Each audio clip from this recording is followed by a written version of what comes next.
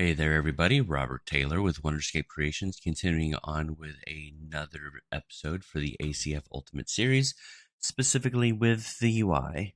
So, I will state now that this is the last UI episode, as I'm just going over the last few odds and ends of where everything is and how everything works together.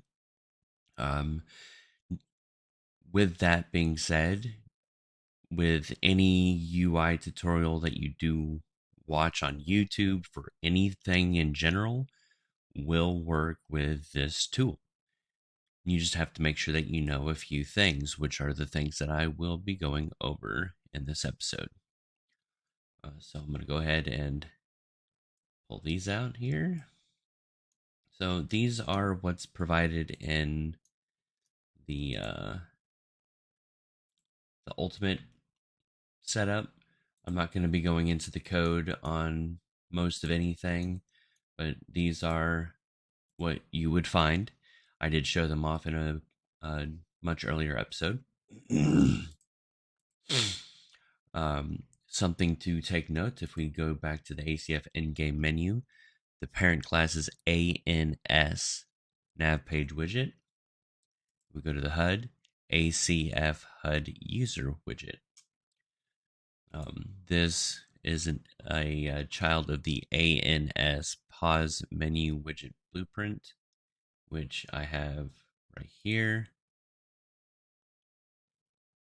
which is a child of ANS nav page widget, which, if you recall, is the same one as this. So most widgets, if not all of them, you would use something that starts with ANS as the parent, unless you're going to make a child of something like this. You just need to note that if you make a child of a widget that's already been set up and built, we come here to the pause. This is a child, as I said, of the pause menu widget blueprint. As you can see, I can't, there's nothing here, and you can't add to it. If I go and try to add this on here, hey, as you can see, now it's no longer showing what it was originally. Let's remove that, compile, go. Just to put something more common here, let me go ahead and put an image there.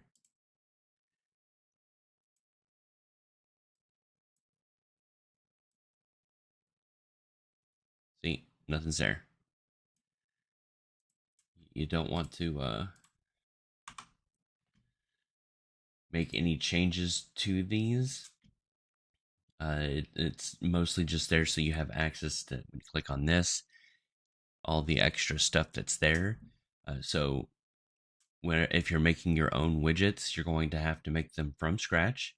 But if you make sure, we go ahead and right click here, go to user interface, widgets, down here in all classes, like I said, if you type in ANS, you will see that there's quite a few to start with. If it's a circle, that means there's no widgets within it, so you'd be able to start from there.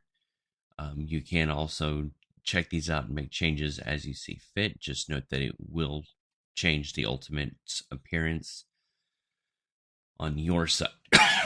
Excuse me, on your side. So what about those that already have a bunch of widgets and they don't want to make a bunch of changes? There are a couple. You have the AUT text and the AUT border that you can put within your widgets. And the reasoning for that is, if you see I have a text block right here, I can now choose the style index and the text size from here, and then I can check mark use style, and that's all determined here in the project settings. In the Ascent, no, not inventory, the where is it?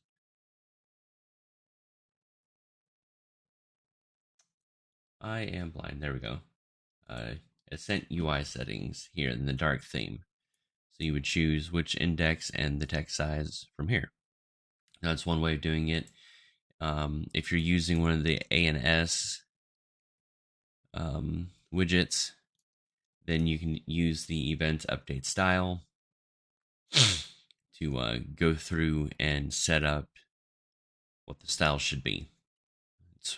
Those are the two methods that you can utilize to set up your widgets. Now, as I said, as long as you make sure the widget you use is one of these, or you use a normal one, but you use whatever AUT or ANS, I believe there's some here, yeah, or whatever, and you add it in here, everything will work as it should. So if you're one of those people that wants to have drag and drop from the inventory to the slots or whatnot, or drag and drop from the abilities to the ability bar, if assuming you're going to make those things, then following a normal tutorial series on how to do that will work.